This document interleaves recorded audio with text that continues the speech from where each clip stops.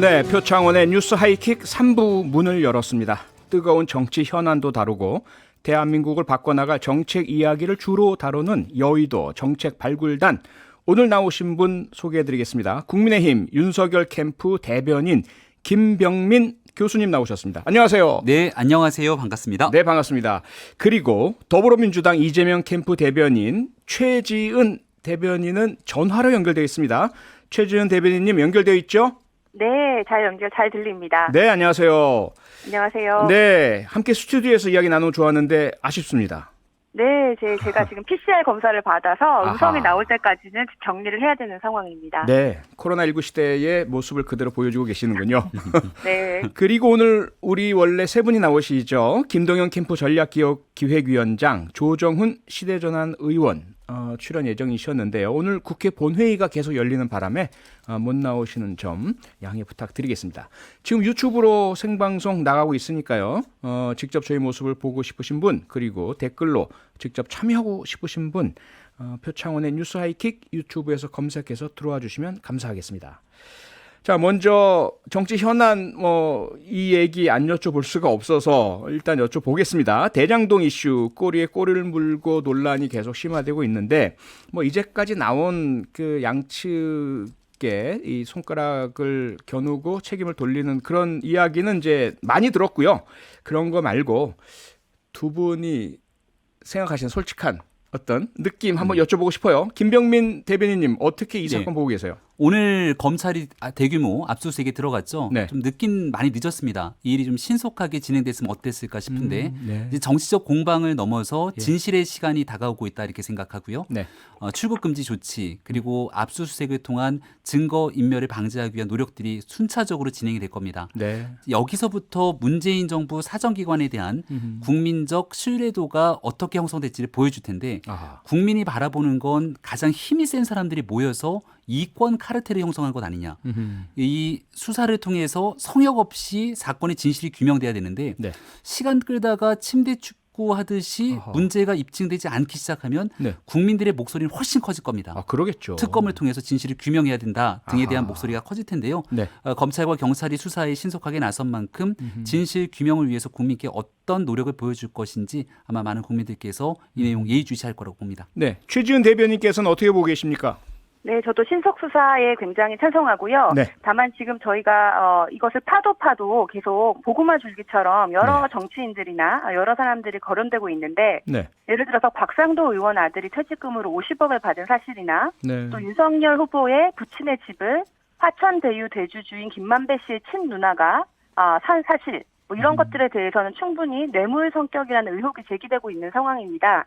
그래서 이 신속한 수사가 정말 권력이란 이런 성역에 전혀 없이 모든 사람에게 좀 공정하게 적용이 되고 이 우리 소위 국민의힘 게이트, 국힘 게이트를 좀 감추지 말고 잘 공정하게 좀 가려내기를 바랍니다. 네. 방금 전에 이 말씀 주셨던 김만배 씨의 친누나가 윤석열 후보 부친 윤기준 교수의 자택을 매입한 내용들을 가지고 네. 이 뇌물 성격이라는 표현을 쓰셨는데 여기에 대해서 강력한 법적 조치에 들어갔다는 점을 좀 분명하게 말씀을 드리고요. 공직선거법 위반으로 예. 이 문제 얘기했던 그 유튜브 채널을 고발하셨죠? 맞습니다. 네네. 왜냐하면 이 내용은 대한민국 대통령 선거를 두고 사실관계에 입각해서 정치적 의견을 표출하는 것이 아니라 네. 있는 사실이 분명히 드러났음에도 불구하고 가짜 뉴스 등에 대한 근거를 바탕으로 상대 후보를 끌어내리기 위한 악의적인 문제는 반드시 뿌리 뽑아야 되는 게 많은 유권자들을 위해서도 현명한 선택이라고 봅니다. 네. 이 이유 하나만 더 말씀을 드리면 예.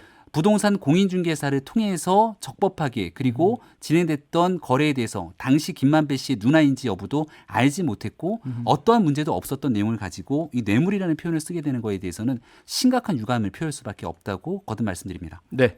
최지은 대변인님 네. 혹시 네. 예, 반론 있으세요? 예, 대장동 개발의 핵심 인사 친인척이 네. 그 당시에 검찰 서울중앙지검장이었던 윤석열 전 총장의 부친 자택을 살 가능성은 거의 로또 당첨 확률 정도가 아닐까. 그래서 우연이라고 보이는 것은 조금 저는 그렇게 생각을 하지만 네. 신속하게 수사를 해서 네. 명명백백히 밝히면 될 일이라고 생각을 합니다. 네. 수사 두 분 다 진실 명명백백하게 빨리 밝혀야 된다라는 같은 의견 주셨 있다는 걸로 정리를 좀 하겠습니다. 예. 그리고 윤석열 후보와 캠프에서 계속 이제 공격이 진행되니까 많이 힘드실 것 같은데요.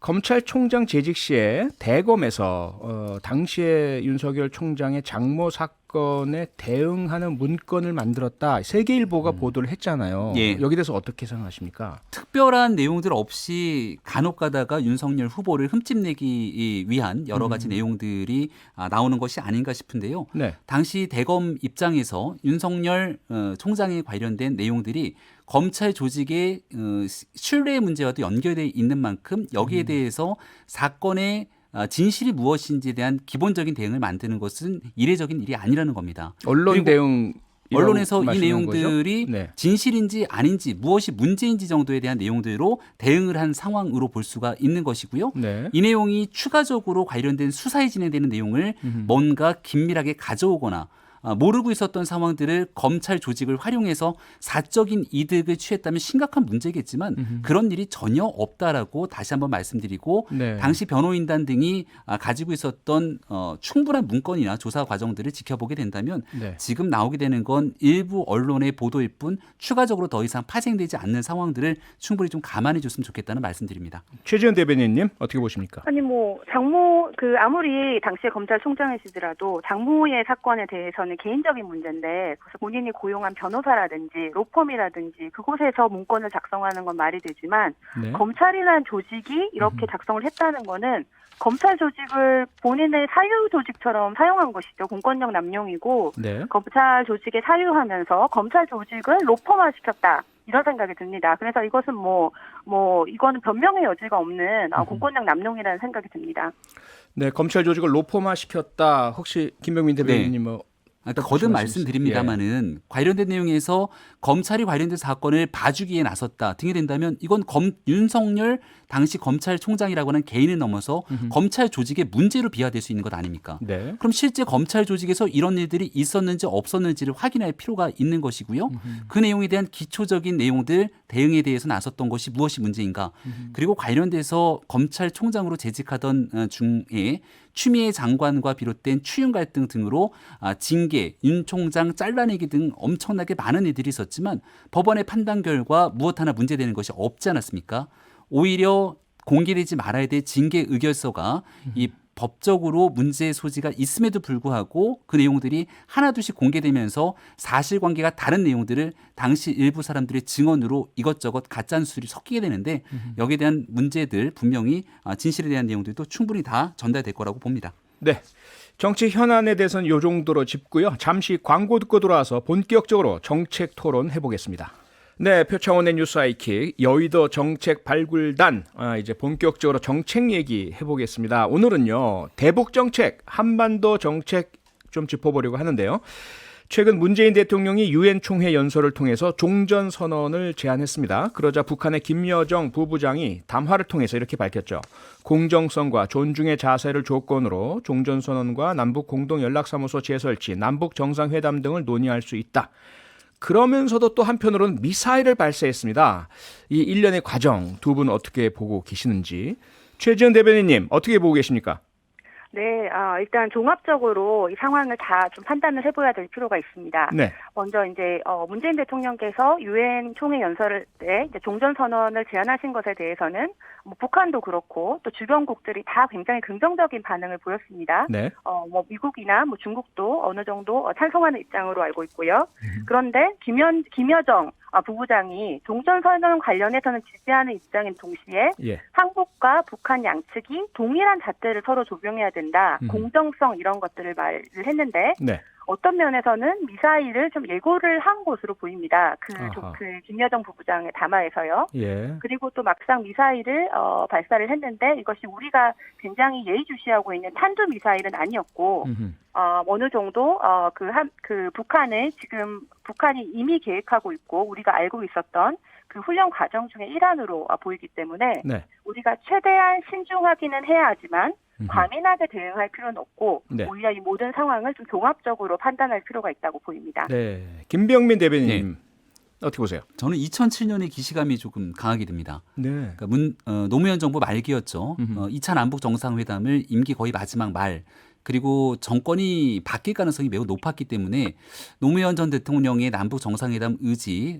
중요한 내용들이 있다 하더라도 이 내용이 실효성 있게 이어지기는 매우 어려운 측면이 있었을 겁니다. 아하. 결국 정권이 바뀌게 되고 네. 여기에 대해서 국민적 총의와 합의를 모으지 못했던 정상회담의 결과는 이어지지 못했죠. 지금 문재인 정부 임기가 얼마 남지 않았습니다. 대통령 선거를 통해서 정권이 교체될 가능성들도 상당하고 지금 민주당의 유력한 주자로 볼 수 있는 이재명 후보 같은 경우는 문재인 정부의 대북 정책을 그대로 계승할지 여부도 아직 불투명한 상황이죠. 이런 상황에서 문재인 정부가 이 종전 선언과 그리고 이를 토대로 남북 회담 등에 대한 성과를 내기 위한 노력을 하고 있는 것 같은데 네. 대통령 선거를 앞두고 있는 정치적 행위에 북한도 같이 손잡고 맞장구를 치는 것이 아닌가에 대한 우려가 듭니다. 어허. 제일 중요한 건 이런 내용들이 결국 한반도의 평화 그리고 북한의 비핵화를 견인하고 대한민국의 국익에 도움이 돼야 되는데 네. 국익보다 정치를 우선하는 것 아니냐라고 하는 우려가 있습니다. 최지은 대변인님. 네. 예, 지금 김병민 대변인 말씀은 지금 종전선언 제안 그리고 김여정 부부장의 어떤 답말 이런 것들이 국가적인 부분보다는 정치적인 어떤 의미가 있다. 대통령 선거용이다. 이런 이제 시각을 주셨어요. 그리고 이재명 캠프 대변인이신데 이재명 후보가 과연 문재인 대통령의 대북 정책을 그대로 이을지도 불분명하다. 이런 두 가지 부분 어떻게 보십니까? 네, 일단은 정치적 선언이라고 해석을 하면 아무것도 할 수 있는 게 없습니다. 네. 대통령 선거 때문에 못하고 총선 때문에 못하고 무엇 때문에 못하고 그러면은 남북의 그 대화와 협력, 한반도 평화 프로세스는 도대체 언제 할 수 있는 겁니까? 그리고 우리가 5년 단임제의 대통령 제가 있는 제도에서 지금 한 대통령 앞으로 임기가 7개월 정도 남았는데 그럼 지금부터 아무것도 할 수가 없다는 말씀이십니까? 그래서 우리 지금 이재명 캠프의 경우에는 대북 정책 같은 경우에는 김대중, 노무현 그리고 문재인 정부를 다 계승하고 발전해 오는 것이고 민주당의 대북 정책이 그대로 노선이 이어지는 것이고 거기에 문재인 대통령의 대북 정책을 계승하고 또 한미 문제 같은 한미의 동맹 같은 경우에는 지난 한미 정상회담에서 문재인 대통령하고 바이든 대통령께서 같이 발표하신 그 정상회담을 우리가 플랫폼으로 생각하고 있고 이런 대북 정책뿐만 아니라 대외 외교의 모든 정책들을 계승하지만 더 보완하고 발전한다는 것이 우리 캠프의 입장이고 관련해서는 지금 수차례 정책을 내고 있습니다. 외교안보 분야의 정책도 냈고 또 통일 관련된 분야의 정책도 냈고 여러 차례 지금 이런 정책을 내고 있고 그것을 보시면은 실제로 그 민주당의 정책이 이어지고 있다라는 걸 아실 거고요. 이런 도대체 한국의 대통령 선거가 문제라면은 북한에서 미사일을 쏘는 것이 한국의 대통령 선거에 민주당에 그것이 꼭 유리하라는 법은 없거든요. 그래서 도대체 무슨 근거로 북한과 한국이 대통령 선거를 앞두고 이런 일들이 일어났다고 하는지는 너무 근거가 없는 주장으로 보입니다. 근거가 없다 어떻게 생각하십니까? 2019년도 하노이 정상회담 노딜 이후 남북 관계가 얼어붙은 건 대한민국 거의 모든 국민들께서 아실 거라 봅니다. 얼마 전에 남북 연락사무소 수백억이 들어간 우리 국민의 혈세가 투입됐지만 이 연락사무소를 폭파시켰던 장면이 그대로 다 노출이 됐죠. 북은 이로부터 어떠한 사과의 메시지가 없습니다. 그렇다면 여기에 대해서 북한이 비핵화에 대한 충분한 의지를 보이거나 국제사회에서 더 한 단계 나아진 모습을 보이거나 서해에서 우리 국민에 대한 피격 사건에 대한 분명한 사과 조치, 연락사무소 폭파에 대해서 두 번 다시 이런 일이 없도록 하기 위한 의지, 이런 내용들이 수반이 됐을 때 추가적으로 남북관계에 대한 진전이 있는 것이겠죠. 근데 그런 일들이 전혀 없는 상태에서 갑작스럽게 남북 간의 관계에 진전이 있는 것처럼 메시지가 정부를 통해서 대통령을 통해서 나오게 되니까 대통령 선거에 영향을 미치려고 하는 의도가 아니냐라고 묻는 건 매우 합리적인 추정이고 의심이라고 볼 수 있다 말씀드립니다. 최지은 대변인님, 하노이 회담 이후 북한이 전혀 남북 대화의 의지도 보이지 않고 남북 연락사무소 폭파하는 등의 행동을 하다가 이제 와서 얘기하는 것, 그것이 바로 정치적인 의미의 근거다라는 말씀 어떻게 생각하세요? 우리가 좀 더 크게 봤을 때요. 우리가 문재인 대통령 처음에 이제 취임하셨을 때 그때 이제 북한에서 계속 미사일을 쏘아대고 트럼프 대통령이 온갖 비난을 김정은 위원장에 대한 온갖 비난을 일삼고 했을 때 당시 이제 제가 그때 미국에 있었는데 네. 미국 사람들은 한국이 위험하다, 거기 음. 전쟁 날 것 같다, 여행도 가면 안 되겠다 이렇게 얘기를 했었어요. 네. 그래서 그 일촉즉발의 위기 상황, 전쟁이 날 것 같은 그런 상황을 지금은 아무도 그렇게 얘기를 하는 사람이 없잖아요. 네. 그래서 그 긴장 국면을 평화로 바꾼 것이 그 당시 하노이와 네. 우리 북미 회담과 남북 회담의 성과죠. 음흠. 그런 성과가 있는 상황에서 조금 더 구체적으로 우리가 더 결과를 원하는데 네. 그것이 아직까지 우리가 원하는 만큼 나오지 않았던 건 사실이고 네. 그것을 가는 과정에서 대화는 계속 필요한 것이죠. 계속 북미 대화하고 네. 남북 정상회담을 하려고 하고 그렇게 대화를 하는 과정에서 예. 해결될 수 있는 문제들을 우리가 너무 적대적으로 하면 오히려 해결이 안 되는 것이고 음흠.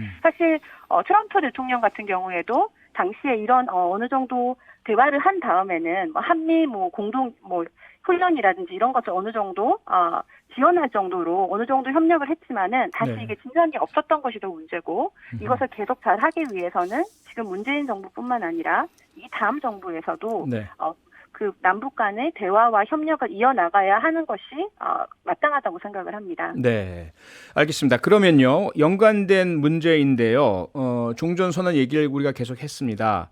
1953년에 우리가 휴전협정을 했어요. 지금 네. 현재 대한민국과 북한은 전쟁의 휴전, 중단하고 있고 쉬고 있는 상태이지 전쟁이 끝난 게 아니잖아요. 네. 68년간 휴전이라는 기록이 계속되고 있습니다. 이 상황에서 빨리 종전선언을 하는 것이 필요한지에 대한 부분 어떻게 보세요, 김병민 대변인님? 네, 앞서 얘기했던 것이랑 맥을 좀 같이 하고 있는데요. 네. 종전선언을 통한 한반도의 평화를 꿈꾸지 않는 국민들 없으실 겁니다. 아하, 예. 여기에 대한 분명한 전제 조건은 북한이 비핵화를 통해서 국제사회의 열린 마음으로 나와야 된다는 대전제, 대명제가 있는 것이겠죠. 네. 하지만 그러한 일들이 진전되지 않는 상황 속에서 북한은 핵 보유를 기정사실화하고 이를 바탕으로 핵강국의 지위로 현재 한반도 문제를 자기 중심으로 끌고 가려고 하는 의도가 분명해 보인다는 것 아니겠습니까? 네. 이런 상황에서 풀리지 않는 문제에 종전선언을 정치적 의미로 하게 되고 그 이후에 유엔사에 대한 해체라든지 주한미군 철수 등에 대한 문제와 같이 맞물려 돌아가기 시작한다면 네. 대한민국 국익에는 하등의 도움이 될 수가 없습니다. 종전선언을 비롯한 한반도 평화의 문제에 있어서 북한과 대화하고 협력해서 나가기 위한 노력들은 반드시 이루어져야 되지만 그 기본적인 전제는 신뢰가 바탕이 돼야 됩니다. 네. 하지만 현재까지의 남북 관계에서 수차례 약속을 어겼던 북한의 행동을 본 지점에서는 우리가 지난 판문점 선언에서 약속했던 이 종전선언으로 목적지에 도달하기까지 넘어야 될 고비가 너무너무 많다고 생각합니다. 네. 최지은 대변인님, 네. 종전선언을 위해서는 일단 비핵화에 대한 그런 어떤 진전이 필요하다. 그리고 현재 북한이 종전선언의 전제 조건으로 자신들에 대한 적대시 정책 철회를 주장하면서 한미연합훈련 중단 등의 여러 가지 요구를 하고 있다. 이 상태에서 어떻게 종전선언이냐라는 말씀이세요. 어떻게 생각하세요? 종전선언은 한반도 평화 프로세스의 그 시작입니다. 저희가 지금 아무것도 안 하면서 비핵화하자라고 하는 것보다 네. 할 수 있는 것을 하나씩 해가면서 네. 그 과정으로 가는 것이고 그래서 우리는 그 종전선언을 한반도 평화 프로세스의 입구다. 이렇게 얘기를 하고요. 네. 종전선언을 한다고 해서 모든 것이 끝나는 것은 아니지만은 네. 좋은 물꼬를 틔워줄 수 있기 때문에 예. 하루빨리 하는 것이 맞고 또 사실 비핵화는 우리 당도 그렇고 우리 이재명 후보 같은 경우에도 꼭 필요한 문제라고 생각을 합니다. 네. 그런데 비핵화도 해야 되고 당연히 주한미군을 갑자기 한반도에서 철수한다 이건 말이 안 되는 것이죠. 우리 캠프에서도 그렇게 얘기하는 사람은 없는데 네. 오히려 이렇게 비핵화를 하기 위해서 그럼 어떻게 할 것이냐라는 것에 대해서 우리 캠프에서는 스냅백 이렇게 단계적으로 접근을 하자. 그래서 조금씩 이제 비핵화 상황을 진전되면 또 우리가 대북 제재와 같이 연결을 해서 조금씩 앞서 나가자 이런 입장을 밝혔는데 예.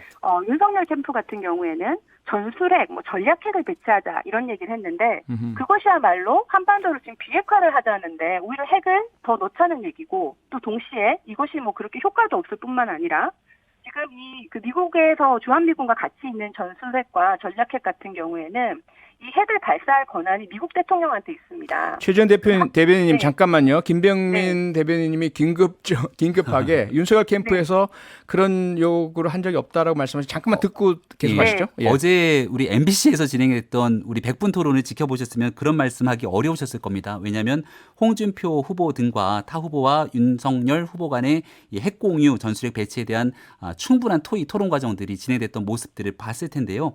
여기에 대해서 국민의힘 일부 후보의 주장들과 정책 공약이 있지만 윤석열 캠프에 대한 얘기를 하게 되는 것은 전혀 사실과 부합하지 않는다는 말씀 다시 한번 드립니다. 알겠습니다. 자, 윤석열 그러면, 캠프의 명확한 입장 네, 그거를 좀 다시 저희가 정리 말씀해 한번 주실래요? 말씀드리면요. 예. 어제 토론에서 충분히 나왔던 얘기이기도 한데요. 네.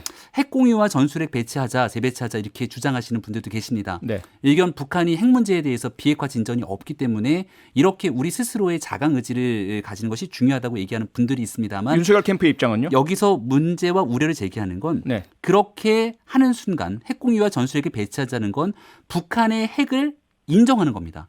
그럼 북한에 대한 비핵화 외교를 포기하는 것이고 네. 북한을 사실상 핵 보유국으로 인정하게 된다는 것이거든요. 네. 그러면 유엔의 대북 제재를 오히려 무력화시킬 수 있기 때문에 예. 이것은 결국 북한이 원하고 있는 핵 보유국 지위를 가져가기 위한 북한에게 도움이 되는 것이 아니냐 이런 네. 주장들이 있고 네. 이 내용들을 바탕으로 어저께 심각한 토론들이 진행됐습니다. 윤석열 캠프는 전술핵 네. 배치 반대다 이렇게 정리하면 되겠죠? 여기에 대해서 아직은 시기상조의 일이기 때문에 시기상조다. 이걸 강하게 주장하는 내용들에 대해서는 선을 긋고 있었다는 말씀 다시 한번 드립니다. 네, 그 부분 들으셨죠, 최지은 대변인님? 네, 이게 국민의힘의 일부 후보의 입장이고 윤석열 캠프 후보의 입장이 아니었다는 것을 제가 지금 인정을 하고요. 네.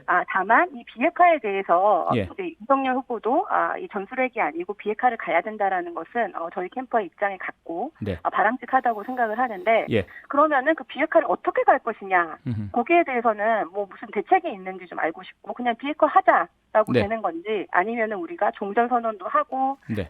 북미 간에 서로 대화를 하려고 하고 만나자고 하고 예. 그러면서 비핵화가 이루어지는 건지 거기에 대해서는 입장차가 분명히 있어 보입니다.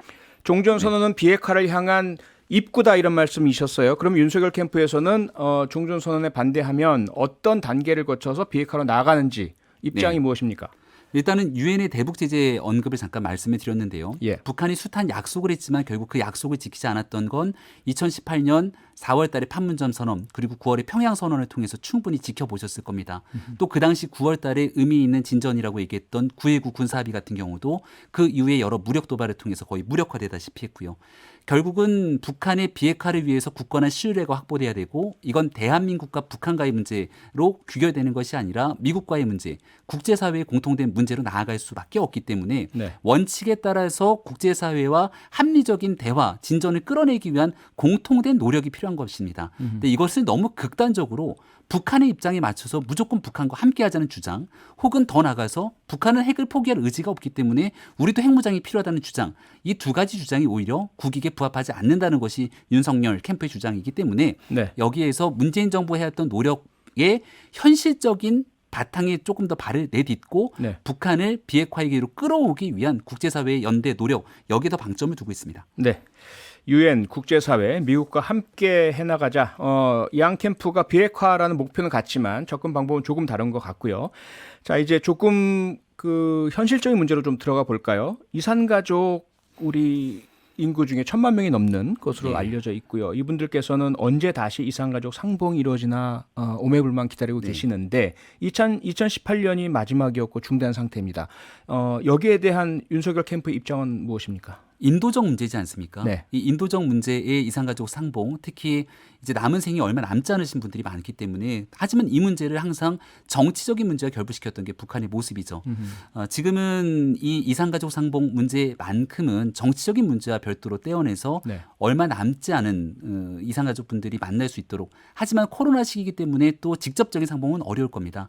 지금 현재 화상 상봉을 통한 여러 기술적인 노력 진전들이 있는 것으로 알려진 만큼 네. 이를 위해 위해서 정부가 최선의 노력을 좀 다했으면 좋겠다는 말씀드립니다. 네, 이산가족 상봉과 함께 북한에 대한 그럼 인도적 지원도 마찬가지로 정치와 떼어서 진행해야 된다고 보시나요? 인도적 지원에 관한 문제도 여러 가지로 갈래가 나눠서 볼 수 있을 건데요. 네. 이 인도적 지원 중에 특히 일부 코로나 시대의 백신에 관한 문제도 초창기에 거론된 적이 있었습니다. 그렇죠.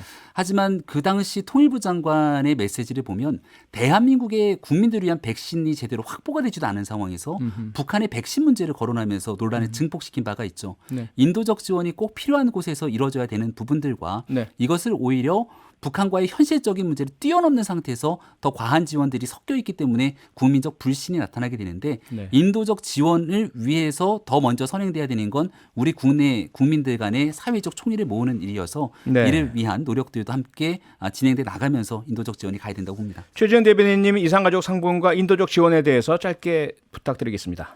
적극 찬성하고요. 네. 어떤 정치적인 문제와 별도로 이것은 우리가 인도적으로 지원해야 되고, 오히려 한 가지 이제 지금 우리 김병민 대변인님 말씀 듣다가 네. 윤석열 캠프에서는 한미 동맹에 대해서 도대체 어떤 철학을 가지고 있느냐가 좀 궁금하다는 생각이 들었는데, 예. 미국도 종전 선언을 찬성하고 국제사회에서도 종전 선언을 반대하는 국가가 없습니다. 그런데 뭐 마치 종전 선언은 안 되면서 국제사회와 대화를 통해서 한미 동맹을 위해서 하고 이걸 풀어가자라는 것은 좀 모순적이라고 생각이 들고, 네. 한국은 지금 세계 10위권에 정도 되는 경제 선도 국가입니다. 네. 그리고 과거에 우리 한미 동맹은 군사, 안보, 미국에서 생각하는 이제 한국의 안보는 북한의 미사일 그랬지만은 지금 바이든 대통령이 얘기하는 것은 경제 안보가 국가 안보다라는 얘기를 했고, 예. 가장 중요하게 생각하는 것이 우리 반도체와 같은 주력 산업에 대한 공급망 안정화입니다. 그래서 한국은 과거보다 훨씬 더 우리가 협상의 레버리지가 많다. 네, 일단 인도적 지원까지 말씀 듣고요. 저희 시간이 다 네. 돼서 외교안보 정책 다음에 한 번 더 토론을 하기로 하죠. 네, 좋습니다. 두 분 오늘 말씀 감사합니다. 여의도 정책 발굴단 오늘은 여기까지 하겠습니다. 윤석열 캠프 대변인 김병민 교수, 이재명 캠프 최지은 대변인 두 분이었습니다. 두 분 고맙습니다. 네, 고맙습니다. 고맙습니다. 평일 저녁 6시 5분에 여러분을 찾아갑니다. MBC 라디오 표창원의 뉴스 하이킥.